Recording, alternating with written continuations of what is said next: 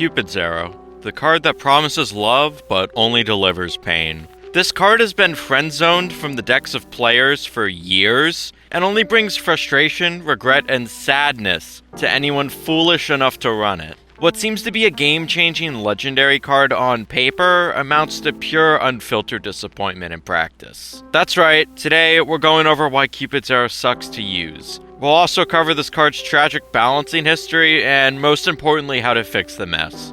Cupid Arrow is a card associated with Valentine's Day, yet there is no love for its base stats. If Cupid's Arrow is supposed to represent romance, then its stat product definitely feels like getting rejected on Valentine's Day. Miserable, embarrassing, and a complete waste of time. For 5 bits, you can deal 50 damage and apply 1 turn of charm to a single target. If the target has no teammates or is a boss, the card applies 1 turn of stun instead. Cupid's Arrow can't be used on charmed or charm-immune targets. This card is void, meaning you're restricted to a single use of Cupid's Arrow and fights without cycling decks. Okay, so we have a high-impact legendary card that allows you to make an enemy change teams for a turn. Just find the best scenario and fire the arrow, right?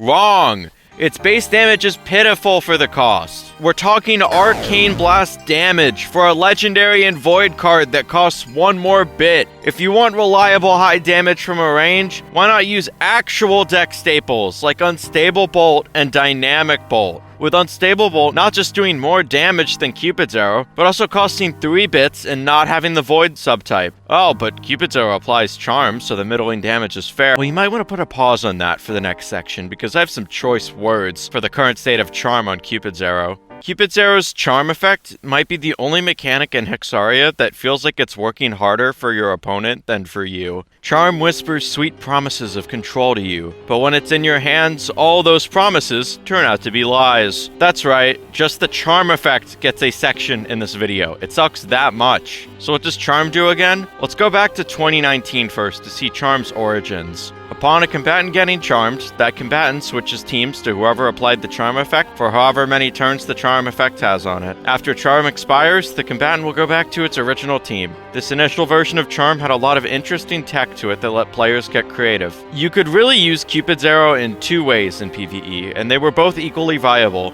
Use it with the intention of making the target take loads of damage from their team, or use it with the intention to make the target deal loads of damage to their team. And this was all completely fair. You only had 1 use of Cupid's Arrow outside of Drawn's fight, so you need to be absolutely sure that whatever you were going to accomplish was worth it. Otherwise, you not just wasted 5 bits, but a deck spot. Even after the charm duration of Cupid's Arrow being decreased from 2 to 1 in 2020, the card was still valued by the player base, and for a good reason. The duration decreasing put a larger emphasis on the player's game knowledge and intuition, as you could no longer get away with misplaying a Cupid's Arrow due to whatever happened on the second turn of charm. And thus, Cupid's Arrow remained an all-around good card with a high skill floor for years to come.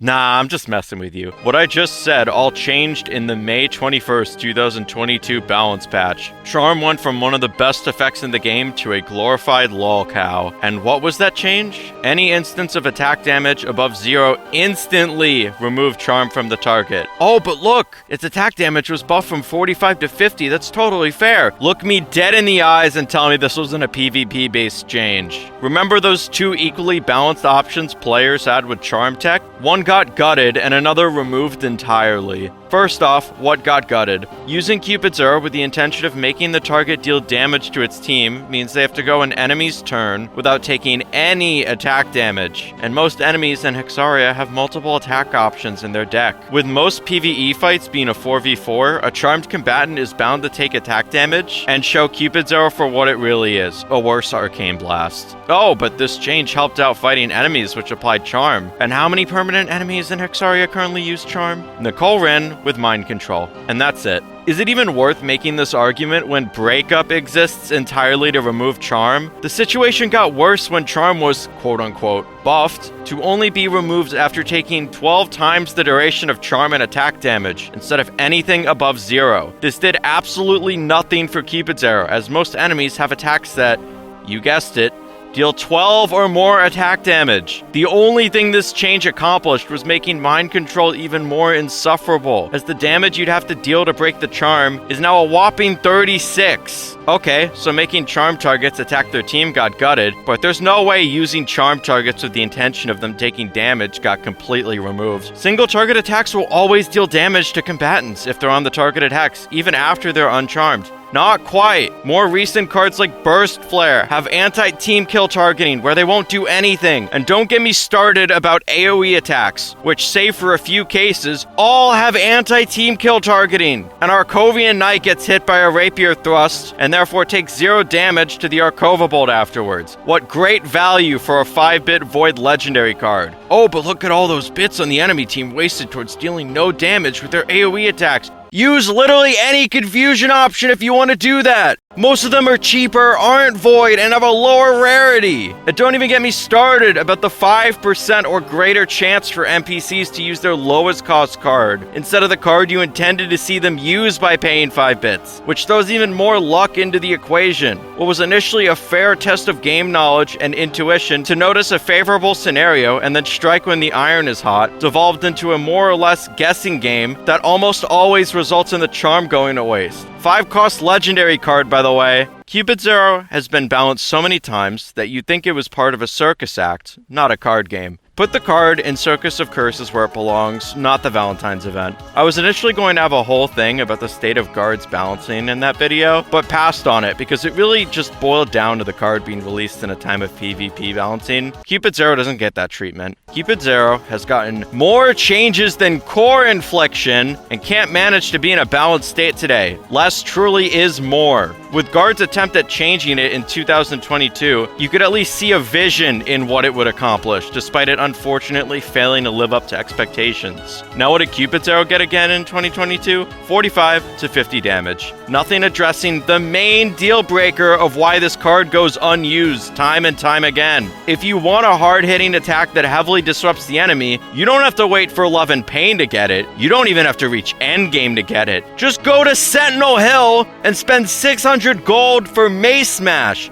a 5-bit ultra rare attack that deals 55 damage and applies 1 turn of stun, 3 turns of confusion, and oh wait, it isn't void. Oh, well, Cupid's Arrow has range. Cupid's Arrow could be global range and still nobody would use it. So how does one balance Cupid's Arrow? It's a card which has already gotten many standard propositions supposedly struck down in balancing changes. 2-turn Charm is obviously too powerful, so that can't work. Void has the potential to get out of hand with recursion spam. That's not gonna work. 55 damage wouldn't fundamentally fix the card, so that can't work either. So, is there a solution for Cupid's Arrow that isn't just a basic stat adjustment? As it turns out, yes. I want to bring up not just one but 2 solutions in this video. The first proposition is going to be a full stat rework of Cupid's Arrow. The second proposition is going to be something a little different that would probably work too. This whole video was never meant to happen. It was either going to be Chain Reaction or Corroded Defense debuff next for a Masterclass video. However, in a call with some others, Flying noted how much Cupid's Arrow sucked. So, I told him that I'd work on a Cupid's Arrow video, but only if he gave me a new way to fix Cupid's Arrow. He then jokingly came up with an idea that we all slowly realized could actually work for a Cupid's Arrow balancing change, and this is the idea. Cupid's Arrow's bit cost gets decreased to 3, and its damage decreased to 45. One of the biggest issues with Cupid's Arrow is that you have to spend a whopping 5 bits on the card, and if the charm doesn't go your way, you just wasted a whole lot of bits. Spending 3 bits for Cupid's Arrow is much more palatable than spending 5 bits. Sure, the damage gets decreased, but spending 2 less bits doesn't crash your momentum as bad as it does now if the charm fails to go the way you want it. Something I do want to note with this change is that it would require any enemies who use Cupid's Arrow to have a different version of the card in their decks, which contains the current stats of Cupid's Arrow in the game. Next up, an adjustment which will more fundamentally change the game. Charm no longer gets removed on attack damage, and Cupid's Arrow could optionally go back to 55 damage along this change. Last year, this would be insane to suggest. However, this year things are a little different. Players this year have a reliable way to remove Charm in Breakup, a 2-bit card that removes Charm at the downside of dealing a little bit of damage to the target. For the 5 bits you have to spend and the single use per battle, Charm actually had versatility when enemies enemies were able to tank the damage or use their bits when charmed. 55 damage on Cupid's Arrow is completely fair nowadays, as we're no longer in a state of PvP balancing. We're talking about a 5-bit legendary Void card of all things. A big investment. Compared to the previous change, which would require some heavy lifting for Love and Pain, this one wouldn't indirectly require a lot of behind-the-scenes work. A bit of an editor's note, since this just came across me about halfway into editing. If this change is done while it's entirely optional, I do think a permanent method of obtaining breakup would help out the game a lot, since it would then be the only way for players to prematurely remove charm.